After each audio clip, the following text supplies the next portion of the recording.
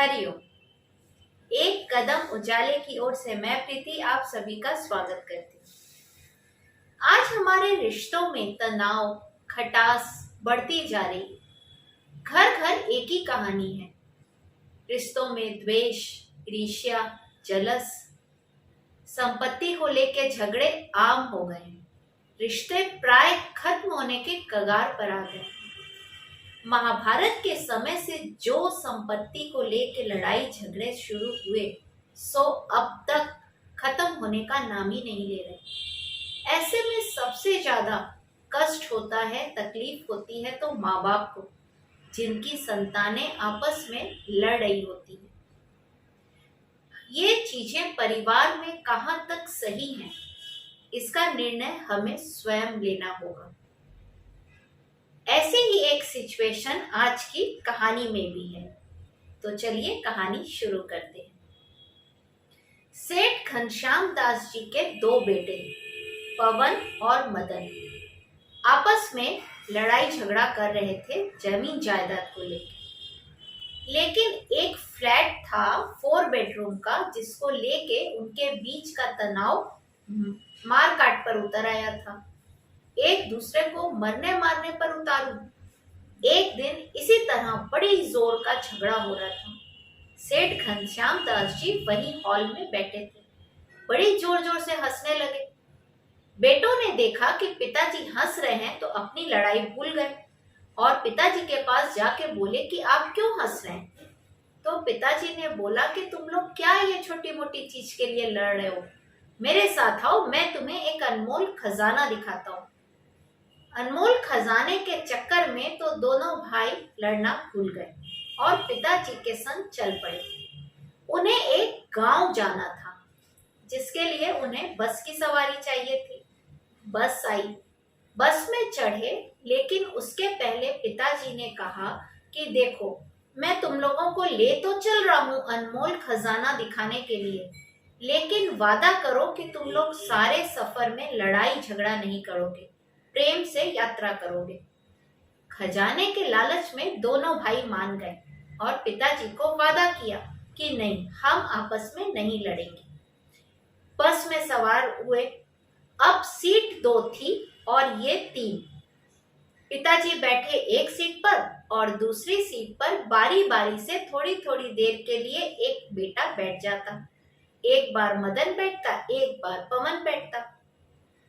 कुछ घंटों का सफर तय करके वे गांव में पहुंचे। गांव में पहुंचकर सेठ घनश्याम दास जी एक हवेली की ओर बढ़े। वो हवेली बिल्कुल सुनसान थी, चारों तरफ बियाबान, खंडहर जैसी हवेली। वहां जाकर घनश्याम दास जी ने देखा कि वहां जगह जगह कबूतरों ने अपना घोंसला बनाया हुआ है। ये देखकर घनश्याम दास जी को बड़ा दुख हुआ और वो रोने लगे। उन्हें रोता देख दोनों बेटे पूछने लगे कि पिताजी आप क्यों रो रहे हैं। तब इन्होंने कहा कि अपने बचपन के उन दिनों को याद करो जो तुमने इस हवेली में बिताए थे। क्या शानदार हवेली थी। फिर उन्होंने बताया कि इसी हवेली के लिए मैंने अपने बड़े भाई से इतनी लड़ाई करी कि उसे ये गांव छोड़कर जाना पड़ा। मैंने मजबूर करा उन्हें जाने के लिए, हवेली छोड़ने के लिए, गांव छोड़ने के लिए, और इसी चक्कर में मैंने अपना भाई खो दिया। मेरा भाई मुझसे इतना दूर चला गया कि फिर मैं कभी उससे मिल ही नहीं पाया। और किस्मत ने एक दिन पलटा खाया और मुझे खुद ये हवेली अपने परिवार को लेकर छोड़नी पड़ी। मैं शहर चला गया, तुम लोगों की परवरिश में लग गया। आज देखो इस हवेली का क्या हाल है। कबूतरों का डेरा है यहाँ पर, भूत लौट रहे हैं। ऐसा देखकर उनके दोनों बेटे सन्न रह गए। चुप्पी साध ली। घनश्याम दास जी ने बेटों की चुप्पी तोड़ने के लिए उनसे पूछा कि अच्छा बताओ, जिस बस में हम लोग आए हैं उसकी वो सीट तो अपनी है ना, उस सीट पर तो अब और कोई नहीं ना बैठेगा।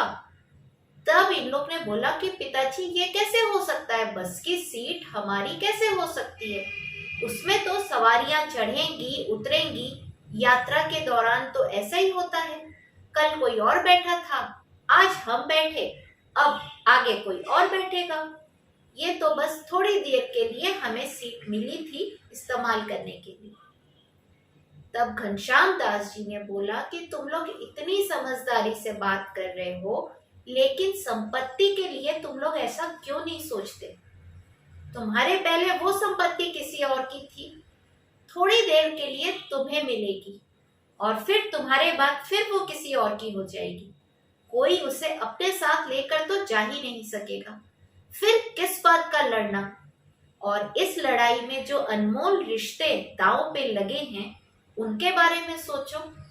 क्या एक बार वो रिश्ते खो जाएंगे जैसे मैंने अपने भाई को खोया? क्या तुम्हें वो रिश्ते वापस मिलेंगे? ऐसा सुनकर बच्चों को तो समझ में आ गया कि पिताजी के बोलने का आशय क्या है। उन्होंने यही कहा कि हमें समझ में आ गया है, जिस तरह हम लोग ने बस की यात्रा बड़े प्रेम से करी, उसी तरह जीवन की यात्रा भी अब हम प्रेम से करेंगे। आप निश्चिंत रहिए, अब हम भाई आपस में जायदाद को लेके नहीं लड़ेंगे। ये विचारणीय हमारे लिए भी है। कैसे?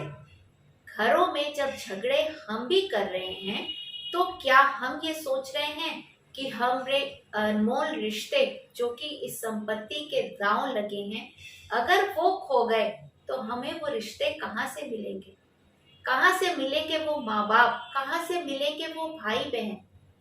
ये रिश्ते तो हमें ईश्वरीय देन है और एक बार हमने इन्हें खो दिया तो हम कभी इन्हें प्राप्त नहीं कर सकेंगे। धन संपत्ति तो आनी जानी चीज है, कल किसी और की थी, थोड़ी देर के लिए हमारी हो जाएगी, फिर किसी और की।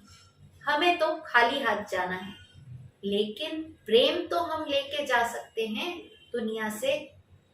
हम जाएं तो लोगों के आंखों में आंसू होना चाहिए, उनके मन में ये शिकायत नहीं होनी चाहिए कि हमको जीते जी इसने परेशान किया। कोशिश करिए अपने रिश्तों को ज्यादा इंपॉर्टेंस दीजिए धन संपत्ति महलों के चक्कर में, क्योंकि महलों में एक ना एक दिन तो कबूतर अपना घोंसला बना ही लेंगे, लेकिन किस कीमत पर? हमारे रिश्तों की कीमत पर। आपसे फिर मिलूंगी हर मंगलवार और शनिवार सुबह के 8 बजे एक नई कहानी के साथ। आज लेती हूँ विदा। हरिओम।